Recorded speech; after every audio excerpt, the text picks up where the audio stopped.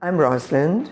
I'm the founder of Cookery School at Little Portland Street. We've been running for 20 years, and sustainability is at the heart, ever since we started, of all that we do, and we really are sustainability veterans. I was a teacher for my whole life until the 1980s, where I started a company called Pie Maker. I had a factory. We used to make pies for the Orient Express, for Harrods, for Waitrose. It was a pie factory. And I gave that up when my mother was dying. Family came first, and it was the wrong time to be doing something like that. And then I went back to teaching. Teaching was always there to go back to. I was born in South Africa. We left there in 1966. I was very young. People didn't do what we did then, because my husband, I got married when I was at university, and he supported us while I finished my degree. Then we came to England, and I had to support us while he did a postgraduate degree. And in those days, they were very short of teachers. I'd never thought of being a teacher. It hadn't even entered my head. But they needed teachers, and I went for an interview for a teaching job one day. And at the same time, I went for a job as heading a typing pool, because before I'd left South Africa, I'd worked as they were called stenographers, where you had dictaphone typing. Because I was so young, they said, we'll make you the head of the typing pool. So I had a job. Should I become a typist or should I become a teacher? And that night we had some friends that were with us doing the same course as my husband. And I said to them, well, what should I do? And they said, oh, much better to be a teacher. I said, yeah, I think you're right. And the pay was the same, whichever one I had done. And that's how I became a teacher. I'd always wanted to cook, even in the days when I was teaching, and I used to wake up in the morning and I used to think, oh God, I hate this job so much. But I knew I had to work because we had to live off what I earned. And I saw a job advertised in the Times, and I applied for it. It was the very beginning of corporate dining rooms, and they wanted cooks to cook for 4 men in a dining room. I applied for the job, and I went and I was interviewed by a little man sitting behind a huge table. And he said, yes, I'll give you the job. But the trouble was I needed a work permit, and it was quite hard to get. And I had to turn the job down, knowing that I had an out. I could go back to teaching. And the man behind the table was called Mr. Forty. And he was Charles Forty, who went on to make the empire of 40 hotels. And he did save my life. Hadn't thought about it. Gosh, that's quite emotional. If he hadn't met me that day and said, yes, I'll offer you a job, I don't think I would have ever gone on teaching, because it was such hard teaching. It was in an area that was very impoverished, no help, no assistance. You were thrown in at the deep end, and I learned to teach forever after that. Any teaching job I wanted, I just walked into because of the discipline of it. So this thing about wanting to cook had always been at the back of my mind. When we went back to South Africa, after the children were born, we'd promised my mother-in-law we'd go back. So we went back to South Africa, and all my friends couldn't cook. I could always cook. So I started teaching them to cook. And then other people said, would you teach our maids to cook? In those days in South Africa, it was the time of apartheid. It was really dreadful. Black people were treated very, very badly. And so we used to have black people coming into the house to learn to cook. And instead of being the cleaner, they would become the cook. But across the road from us, we had a man living who was a secret branch. We knew he was, and he was terrible. And in those days, they used to torture people, do terrible things.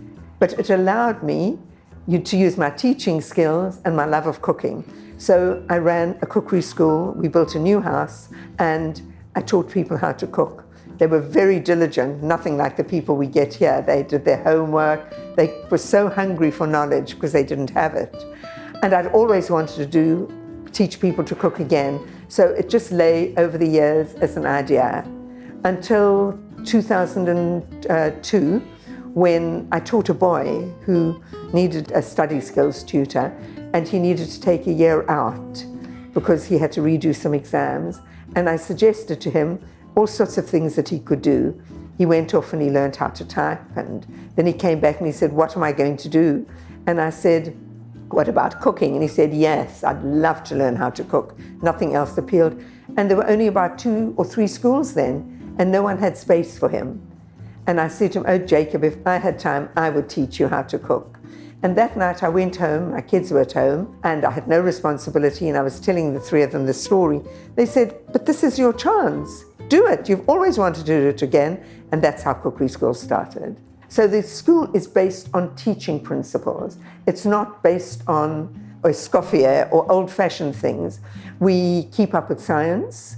For example, we don't fry in hot oil, smoking oil. There are all sorts of things that chefs are taught to do that we don't do. We make bechamel sauce from cold. We do all sorts of things that just make sense and demystify cooking and make it easy for people. And that's because of my teaching background. Sustainability is a really interesting one. When we started 20 years ago, we started with sustainable principles. One of the things was buying organic. I have a daughter that has later on went on to study environmental psychology.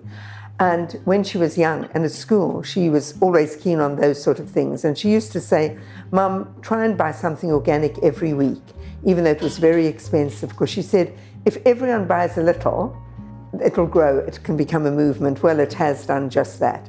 So I'd always thought that way ever since, many years ago, probably 35, 40 years ago, because I was trained by her.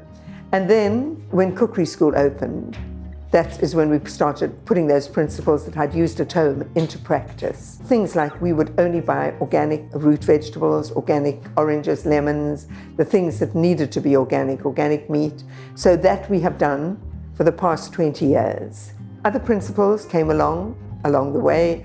Soon after we stopped using endangered fish. Long ago we stopped using plastic. Before plastic was even on the agenda, we stopped using plastic. We used to use a lot of plastic in the early days, but that went. As we go, if we decide there's a practice we're doing we don't like a few years ago, we were giving people recycled plastic bags to take away with all their, whatever they had from classes.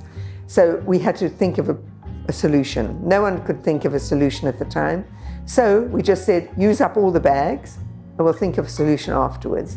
And when you're hard pushed and you've got to think of something, you suddenly come up with solutions. Teaching about sustainability is really interesting because I've just been speaking to someone now on my way in who wanted to do an event with us, a Christmas event. And she was looking at the menu, which has some cheese in it, it's got some eggs in it. She wanted to know how sustainable it is. I said, well, it's a moral decision you make as to how sustainable you are. I said, we live in an island. And when you live in an island, we have to import a lot. We could live off rapeseed oil and vegetables, very boring. And what you want to do is you've got to decide how far you go with things. Am I going to eat a diet that's based on just vegetables, let's say rapeseed oil, or am I going to have some variety? Am I going to have oranges and lemons and olive oil and wine? Yes. So we set Europe as the basis of where we will go. We won't buy wine from Argentina or New Zealand or Australia, South Africa. We're very European based and English when we can be. This company is going to come in, they want to know about our sustainability model. So we'll talk to them about it. But what I said to her is, you have to decide how far you're going. No one can tell you. And if you're teaching about it, you can't be preachy. You can't say, this is what you're going to do. And what I said to her is, we ask people, we say to them, don't change immediately. Don't feel that you've got to make huge changes and feel guilty. What you've got to do is we can suggest maybe use good energy. We use good energy. We use carbon neutral cleaning products. If you even do one or two of those things, and everyone does a little, it adds up to becoming very mainstream. It's rather like a river where all the tributaries all join together, and then that can make a very big river. And I think that is the attitude we've got to adopt when it comes to sustainability. After I started Cookery School, I had 3 crises that were really hard. The first one was when I was paralyzed. I went in one day just to have an injection in my neck, and I woke up in intensive care, paralyzed. So that was a challenge because I had to keep Cookery School running and I had to get used to living with a limb that didn't work. But once I got used to it, that was fine. The thing that's not good is it's left me with chronic pain. I don't love that. But by keeping busy, I am able to remove myself from it. The next thing that happened was my husband died very unexpectedly.